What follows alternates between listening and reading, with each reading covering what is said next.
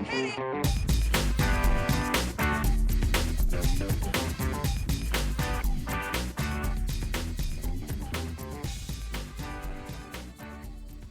morning, good afternoon, good evening, and welcome to today's Caffeine for the Soul. In this final installment of our exploration of the transformative conversation, I share one last excerpt from the audiobook of The Inside Out Revolution about the dance between the spiritual and the material. At the physicist David Bohm's funeral, one of his favorite passages from his own work was read aloud. "The field of the finite is all that we can see, hear, touch, remember, and describe. This field is basically that which is manifest, or tangible. The essential quality of the infinite, by contrast, is its subtlety, its intangibility. This quality is conveyed in the word spirit, whose root meaning is wind or breath. This suggests an invisible but pervasive energy, to which the manifest world of the finite responds. This energy, or spirit, infuses all living things, and without it any organism must fall apart into its constituent elements. That which is truly alive in living systems is this energy of spirit, and this is never born and never dies." In other words, we live in a world of spirit, the infinite, made manifest in a world of form, the finite, which means that everything is made of spirit, and nothing, literally no thing, is the essence of spirit. In the same way, the transformative conversation is, by nature, both psychological and spiritual. After all, if we're to look more deeply into what it is to be alive, aware, and creative, we must consider both the workings of the human mind and the larger context in which we as human beings function. The French Jesuit Teilhard de Chardin famously said, "We are not human beings having a spiritual experience. We are spiritual beings having a human experience." And if this is true, we ignore either of those facts at our peril. People who attempt to live purely in the material world and ignore the spiritual tend, in my experience, to ride the roller coaster of life's ups and downs and arrive at the end of the ride feeling accurately that they haven't actually gotten anywhere and wondering why those spiritual people seem so calm and peaceful. People who emphasize the spiritual world at the cost of the material tend, in my experience, to fluctuate between moments of pure bliss, awe, and wonder, and moments of frustration, wondering why, if they're so spiritual, God, life, the universe has forsaken them to a life of poverty and struggle, while those material people get to have all the nice stuff.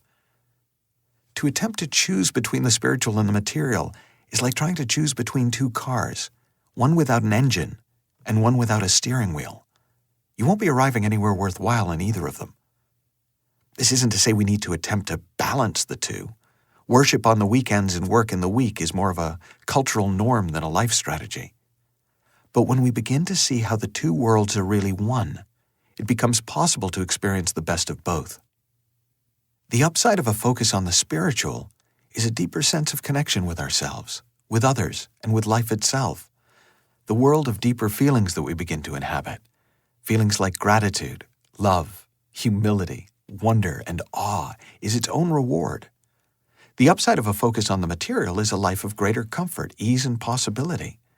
Money may not be able to buy happiness or love, but it's the best tool I know for feeding children, building new homes, buying plane tickets to a tropical island, and having a romantic dinner for two on the beach once you're there.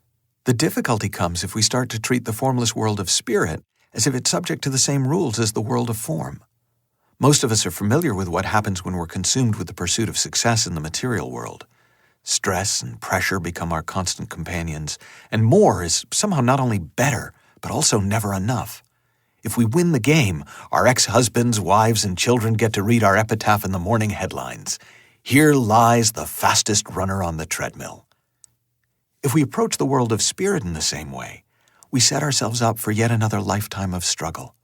We strive for spiritual success, setting enlightenment or union with the divine as our goal, and determining that we'll out-meditate, out-pray, and outlast our fellow seekers until we get voted most likely to sit at the right hand of God in our high school yearbook.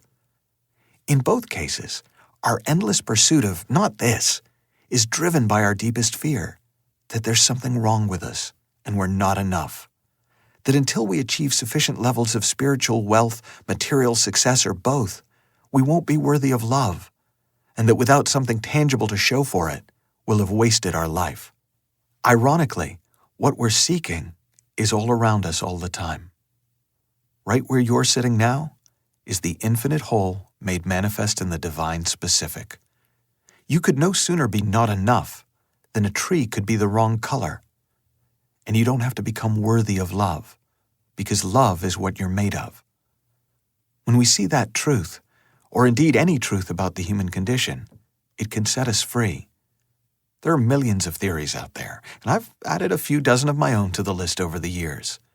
But as Sid Banks used to say, you only need to see one spiritual fact, and it will change your life forever. I hope you've enjoyed this week's excerpts from the Inside Out Revolution and this exploration of the transformative conversation. You can learn more at michaelneill.org, and you can order your copy of the Inside Out Revolution at insideoutrevolution.com or by following the links next to the podcast. Until next time, have fun, learn heaps, and I'll talk to you soon.